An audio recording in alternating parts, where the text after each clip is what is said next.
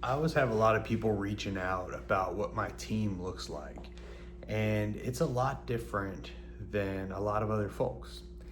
I use VAs for everything. I have a completely virtual office, and my VAs run everything. And I'm going to tell you how they do it from start to finish and how I built the VA team that I have now. It's pretty amazing. Like, literally, they get so much done where I can actually be the CEO, right?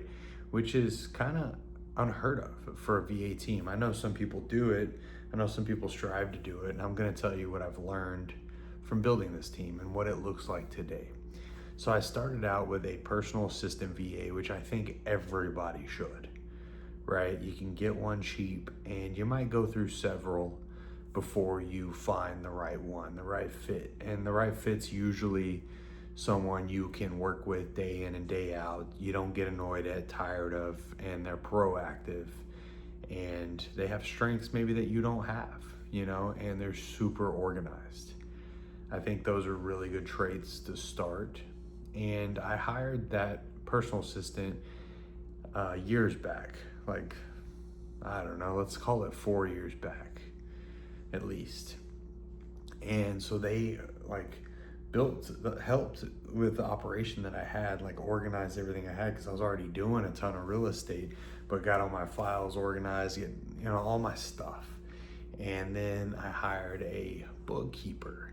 I already had, obviously, I'd always had a CPA, and I never had a bookkeeper till back then, a VA bookkeeper. So then all my transactions were being recorded, so we weren't like scrambling for the the CPA, when it came time. I had an American assistant also, but my VA assistant's been with me forever, and I don't have any Americans on my team right now.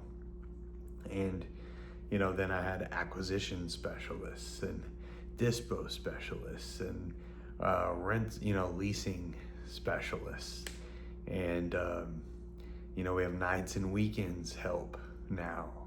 And all this to say is, like, from start to finish, they'll do any purchase agreement, whether it's residential, commercial, mobile home park stuff, whatever. They'll do the purchase agreements, the lease agreements, the RV site agreements. I had a very experienced operator ask me, like, how do you manage these parks today? Because we all talk.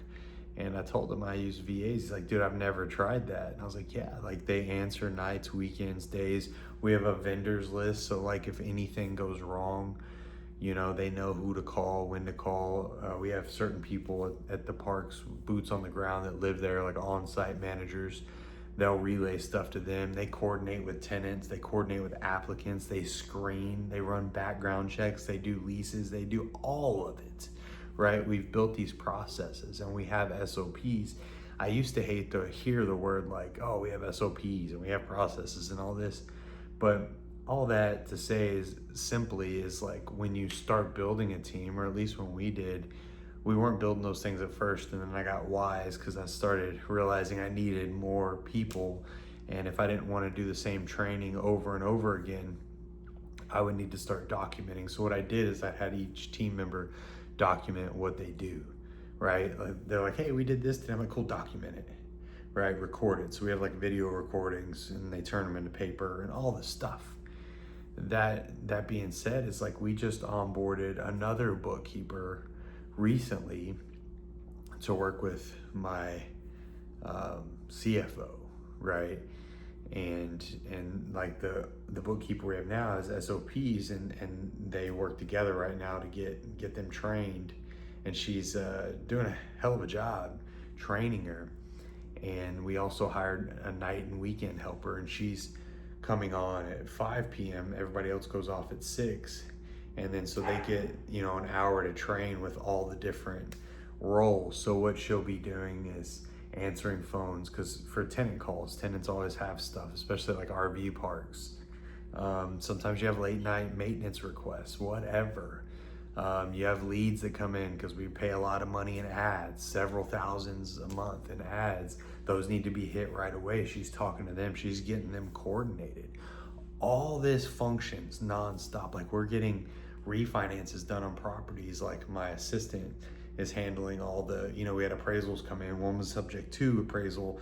He's getting all the repairs and contractors lined up and estimates, all that stuff, and coordinating with the tenants. We had to get appraisals, right? There's no way I could do all that stuff and keep my sanity. So that being said, is I don't think anybody should rush into like just hiring a bunch of people and building a team, but I do think starting with like a personal assistant and then building out a team, right, to assist.